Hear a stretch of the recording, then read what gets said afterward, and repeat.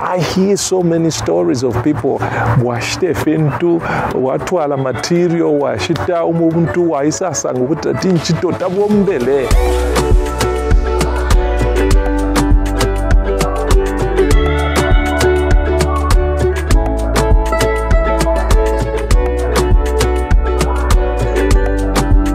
Good morning, good afternoon, good evening, wherever you are watching me from. Hey, today I am just walking around and enjoying the scenery here where I live, a nice pond. And I thought to myself, you know what am I going to do? I'm going to try and do something that I always do, talk about building back home in Zambia. Now, if you do follow me and you watched my last video last week, I actually showed you what I was able to do in 10 days when I visited Zambia. Now, you know what? Hey, let's be honest with ourselves. These things cannot be possible if you don't have trusted people on the ground. And I know a lot of people have struggled, and I do have my own share of struggles as well with people down in Africa to try and help me build. So let's break this down, and I will show you what I have gone through. And I think this is what everybody possibly do go through when you are thinking of building back home, or when you are building. If you're thinking of building back home, you always possibly will have these questions and ask yourself and say, who's gonna help me? How is it going to be done? I hear so many stories of people washitefintu watwala material washita umuntu waisasanga ukuthi tinchito tabombele opwabombele tiwe sontopo wabomba tiyo tapale moneko po wabomba le lolu pia ngakupepeka yo ndepo rupia yo jenjen ndepo. Those things do happen, and then when you see those things, you think to yourself, you know what, Ulupia, you know what, when it comes to money, we do work for money. It's not charity. It's not, you're not just putting money there and forget about it. You want to try and get some returns, and you want to make sure that you get people that are trusted, that can really help you with the vision that you have on the ground. I mean, hey, it's a win-win situation. You provide employment to people around back home, and in return, you get that investment that you've put money into, and you want to try and get some return coming back. But this is what I always think, you know what, this is what happened to me. Let me share this, you know what, because obviously when you look at my last video, you'll be thinking, Kelvin has it all, he's got it all figured out and he's able to do this. And hey, we tried so many things, and there were problems through, during the journey, and it wasn't all roses, as you might see. So let's get on to this, and I'll share one of the issues that I had back home when I was building. So this is what happened. I had this guy that was working for us, and very good. I mean, at the beginning, and this is typical of what you will get when you get back home. You will get people that will come to you, they chase you and they say to you, you know what, I have done this, I am good, I am, very good at talking, and you will, you'll be thinking, I found somebody, I found a bricklayer, I found a carpenter, but give them a job. And sometimes you find that these people, when you entrust them, when they see, you're a good guy and all that, and this guy will just come and, whenever you phone, he will give you stories. I took my son, my mother, my wife did this, all kinds of problems that you will find. But then when you ask and say, can you send me pictures? Can you do this? Nothing is happening. But when it comes to when he does a little bit of work, they will send, pictures, and they will be asking for you to basically give them money. They'll be chasing you.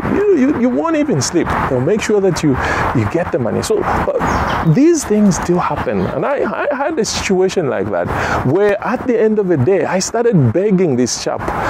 Started saying to this guy, you know what, this is a partnership. I am giving you a job, you give me the work. do the work that I've asked you to do. And this guy will, no, this is not, this is not what we agreed. And from that, what I've learned is whenever you find somebody, make sure these are the things that you need to do. Make sure that you have references. I know Zambia, I know in Zambia, in Africa, people like things you just talk without writing down. If you're trying to write, you're being professional, you're too much, and what you have to trust the person by the word of mouth. No. If you did that, you are creating a problem. The best thing that you do, first and foremost, like I said, make sure that you get those references and you check and do your due diligence. Let them tell you where they have done work. And are you able to verify that they are actually telling you the truth? You need to make sure that you get the truth, in terms of what they've done, because some people are so good, so fast. If you go, but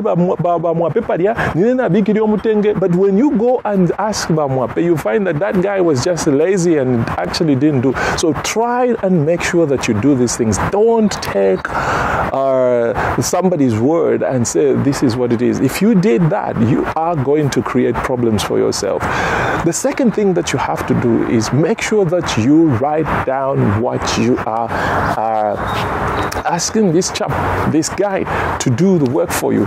In other words, do a scope of works. Well, Kelvin, now you're talking about scope of works. No, it's just a schedule of what you want them to do. If you're talking about doing the foundations, make sure that you've written brickwork up to this level. Make sure that you clearly define what you want this person to do the work for you. And then when they go and quote the price, make sure that they have looked at that quotation, that scope of works or the description of works, and they have priced each and every item that is on that schedule. There is nothing like, let's sit down and let's try and yes. Right. So there's nothing like let's try and agree, a gentleman's agreement, and no. Especially if you are not there, that is going to be a problem. Make sure that you've written those things down. And then the last thing, make sure that they understand that you will need photos of everything that they have done, and the works have to be verified. You should have somebody on the ground that should be able to check. You check by way of photos, they physically check, and if you are able to go there on site, make sure that you check the works. These things that I'm talking about, and I think even for my friends, my brothers and sisters that are on the ground in Zambia, and they might be in different towns and all that, supervising your works remotely is not easy, and you need to make sure that you know what you're doing. Get in touch with the people, communities such as the community that we've created. Talk to people. There's so many communities on Facebook where you could ask questions. How can I resolve this? How can I do this? And these people will be able to help you. This community that we've created is for people that are in the diaspora and people that are in Zambia. If you have any questions, throw it down, ask me, drop it down into the comment section, and I will make sure that I will respond to you. If I can't, I will get you to somebody that can respond to you.